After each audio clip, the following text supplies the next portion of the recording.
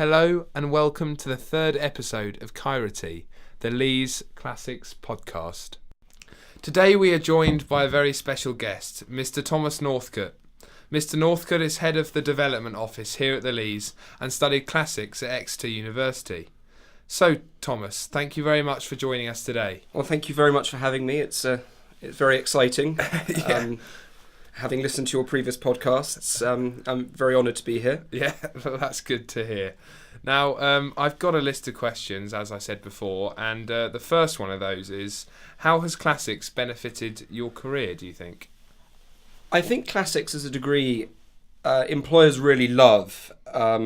They get a sense of analytical experience, dealing with language, dealing with problems in a slightly different way. So it's something that I feel that employers love to see on a CV. It shows a certain type of mind and a certain type of individual. And it's also very different to your normal graduate who comes out with a law degree not knowing what they want to do or anything else, or English literature or something. It shows a different class of mind, not necessarily a better mind, but a more interesting mind, certainly. Yeah. Well, that's all very interesting. I'm sure our listeners will be very interested to hear that, because I know myself, I'm looking at law at the moment, and that's one of the kind of things that's one of the things that is definitely something to consider. Now, our next question is: was classics always the subject you wanted to study? And if not, what else was there? In essence, yes. I mean, I've been fascinated by the ancient world ever since I was a boy. Well, you don't need to know when that was.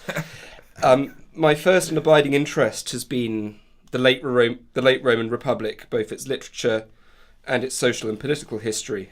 That led me to study Roman historiography, and from there, the myth history of early Rome, which is what I did my master's degree on. But apart from these sort of three main areas of classics or ancient history, I've always been excited to chase up anything that I deemed interesting. So if you look at Mary Beard's Civilizations, so the art and how its perception of the male and female ideal was very different, or perhaps the same, as both in ancient times and modern times.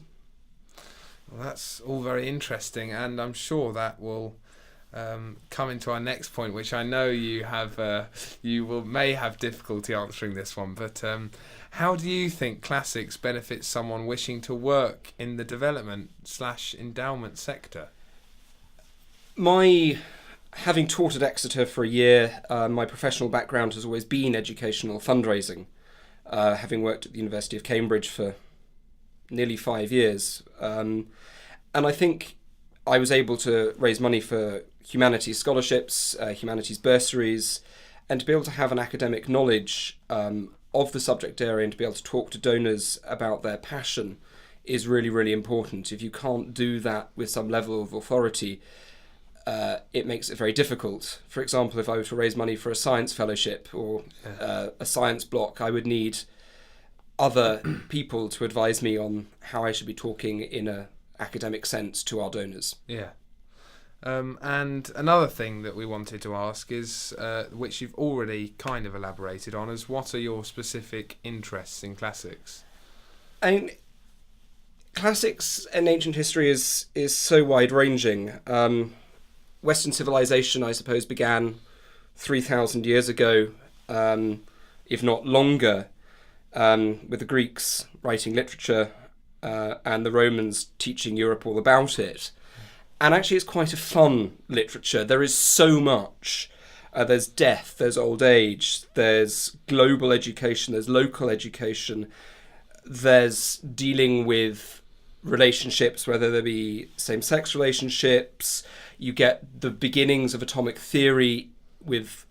there is just so much... Like Democritus. Indeed, to be engaged with.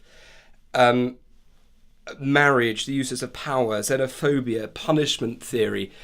Everything that we reflect on in modern society stems back to that. Yeah. And that's why it's so exciting, I think.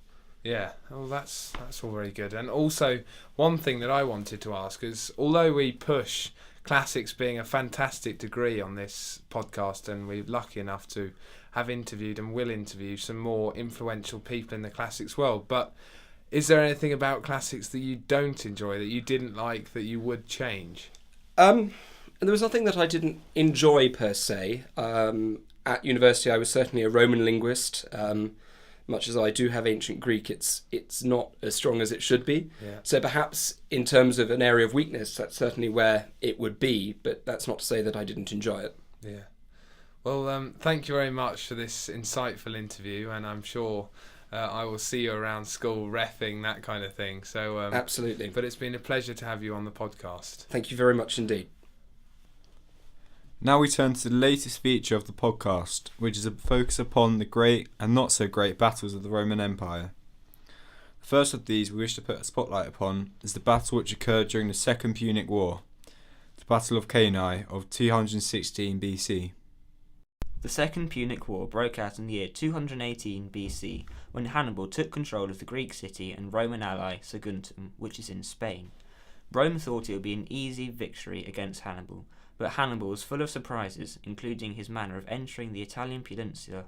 Leaving 20,000 troops with his brother Hasdrubal, Hannibal went further north on the river Rhone than the Romans expected, and crossed the river with his elephants on flotation devices.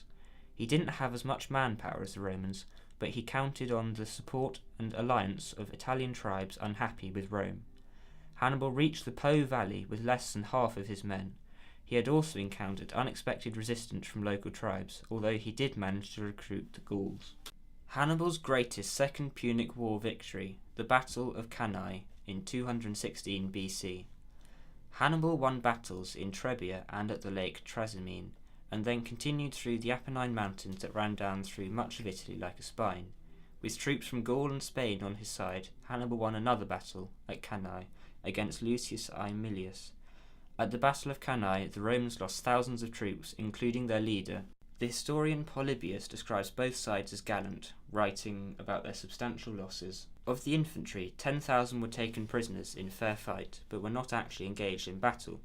Of those who were actually engaged, only about 3,000 perhaps escaped to the towns of the surrounding district. All the rest died nobly, to the number of 70,000, the Carthaginians being on this occasion, as on previous ones, mainly indebted for their victory to the superiority in cavalry. This shows that in actual war it is better to have half the number of infantry and the superiority in cavalry than to engage your enemy with an inequality in both.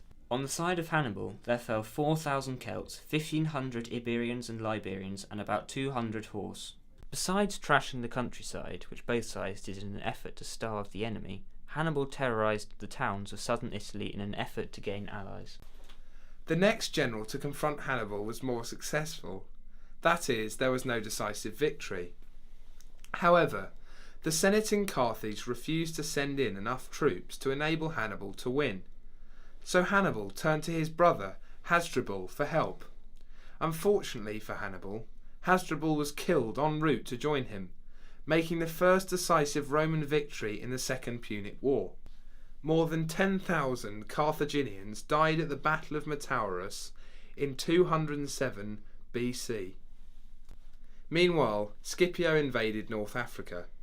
The Carthaginian Senate responded by recalling Hannibal. The Romans under Scipio fought the Phoenicians under Hannibal at Zama. Hannibal, who no longer had an adequate cavalry, was unable to follow his preferred tactics.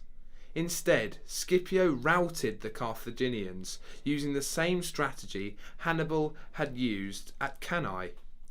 Hannibal put an end to the Second Punic War. Scipio's stringent terms of surrender were to hand over all warships and elephants, not make war without permission of Rome, and pay Rome 10,000 talents over the next 50 years.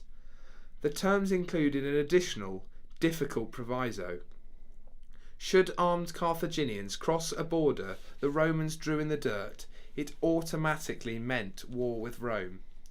This meant that the Carthaginians could be put in a position where they might not be able to defend their own interests. Thank you very much for tuning in to this week's episode. We hope you really enjoyed it, and so will be all eyes and ears for the next episode, which we shall release after Easter.